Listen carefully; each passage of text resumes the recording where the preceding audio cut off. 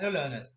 In previous lecture, we have discussed about fundamental analysis and we have seen that fundamental analysis can be categorized into two categories. First one is qualitative and second one is quantitative analysis. If I talk about quantitative analysis means you are analyzing the number of companies, right? So if you want to analyze the number of companies, so you have to do economy analysis, industry analysis and company analysis. And if you are doing qualitative analysis, there you will be doing management analysis, right? So now first we will be learning about qualitative analysis, that what things you have to check when you are doing qualitative analysis of any company, right? So here you can read it. The qualitative aspect mainly involves understanding the non-numeric aspects of the business. You will be analyzing the non-numeric aspect of the business. This includes many factors, right? So first, what you will be checking, you will be checking the management background, right? That how is the management, right? Definitely, if management includes people like Ratan Tata, or it includes people like Mukesh Ambani, right? So definitely what you will be doing, you will be investing into that company. But if company includes people like Anil Ambani or you can say Vijay Mallya, so definitely you won't be investing into that business. Why? Because you already know the situation of Vijay Mallya or Anil Ambani, right? So they were more into show off rather than business. So they have lost their all money when they were doing business, right? So you have to check management background. Then you have to check business ethics. Huh? You have to check whether the management is ethical or not. If management is into bribery or they are into scams, definitely you won't be investing into that company. So if I take example of Satyam, right? If I take example of Satyam, so you might be remembering that around 10-15 years back, one scam came in front of everyone. That was Satyam scam, where Ramalinga Raju was involved. He has done a fraud of around 6,000 crore rupees, right? So definitely you won't be investing in such companies. Then if I talk about corporate governance, right? So definitely you will be checking that how is the organization, right? Generally corporate governance talks about that how is the body of organization, right? How is the management of organization, whether management keeps transparency in their policies, procedure or not. है ना? You will be checking the organization structure, right? So if you see here how they appoint directors, how is the organization structure, whether there is transparency or not, these all things you will be checking. So I will be showing you corporate governance report. Then if I talk about minority shareholders means small shareholders, right? Those who are having less shares in the company, let's suppose 5%, 7% or 10% out of 100% shares. So how company behaves with minority shareholders, you have to check this thing. If they are behaving well with minority shareholder, definitely you should invest in that company. Otherwise you should drop your plan, right? So if you see how does the management treat minority shareholders, do they consider their interest while taking corporate decision, right? Does majority shareholders, those who are having majority stake, do they consult with minority shareholders before taking any decision? Do they consider their benefit or interest while taking any decision? So these things you have to check.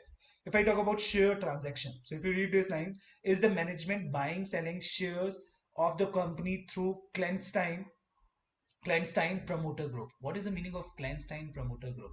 Generally, clandestine means or clandestine promoter group means where promoter perform any transaction where there is no transparency. है ना? Promoters perform transaction in such a manner where there is a lack of transparency. है ना? Why promoters they are not transparent? Why they are performing such kind of transaction? Because they don't want to show their transactions to the public or to the government. Otherwise, they will be in trouble. So if management is buying and selling shares from clandestine promoter group, where they are trying to hide their transaction.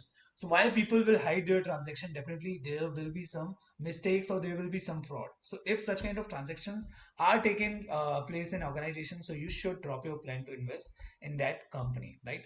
If I talk about other points, so we will read other points. Related party transaction. What is the meaning of related party transaction? So I have taken example of Satyam, right?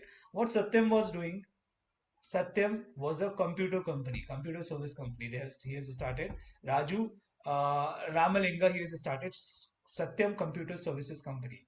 And parallelly, what he has done, he has opened up one new company, and this company belongs to his son, right? This company belongs to his son.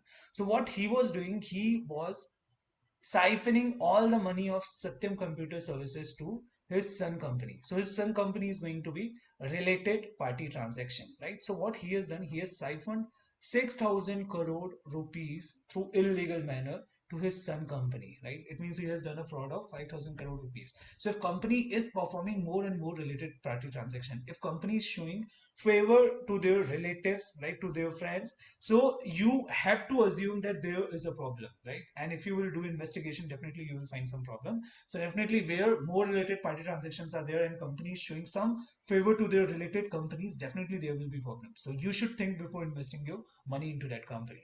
Salary paid to promoters, right? Promoters basically they are the founders of business who has started the business. So you have to check how much salary company is giving to the promoters. Let's suppose if company promoters are withdrawing huge amount as a salary from the business, so definitely it's a risk for business, है ना? So you have to check this thing whether proper salary as per companies act is given to the promoters or not. If promoter are withdrawing unusual salary, definitely there is a problem in that company, right?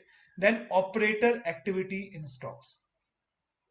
If you see, does the stock price displays unusual price behavior, especially at the time when promoter is transacting in the shares, right?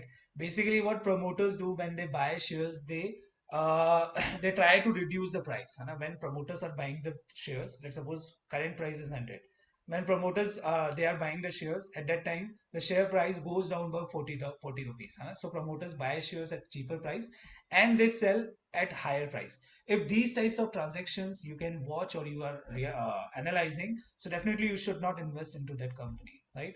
Shareholders, who are the significant shareholders in the firm, who are the people with above 1% of the outstanding shares of the company, you have to check the person who is holding 1% or more than 1% shares in company, right?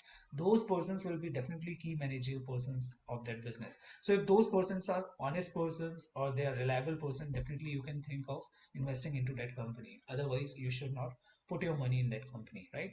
Political affiliation, you have to check that what is the political interruption in the business. So is the company or its promoter too close to a political party? Does the business require constant political support? If such kind of activities are taking place where politics is involved in the business, then it may be a risky situation, right? Now, if I talk about promoter lifestyle, so the biggest example here is Vijay Mallya, right? So you have to check, you should check the promoter lifestyle, right? How is promoter, right? So if I talk about promoter like Ratan Tata ji, right? Ratan Tata is the son of Asim Premchand ji. So if you see here, if I talk about Ratan Tata, so if you see the life style of Ratan Tata, so he's a simple person, right? He's a simple person, and generally people love Ratan Tata, right? Sir Ratan Tata.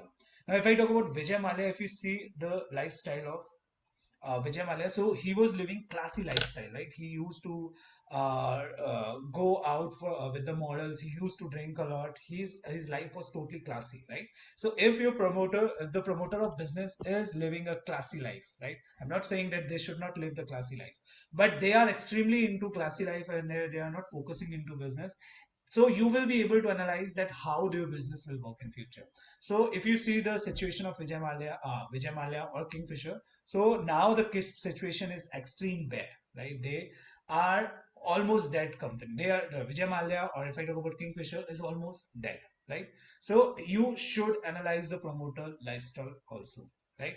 So these are the things what you have to do. You have to check before investing into any company. So we have discussed about qualitative analyst or qualitative aspects, right?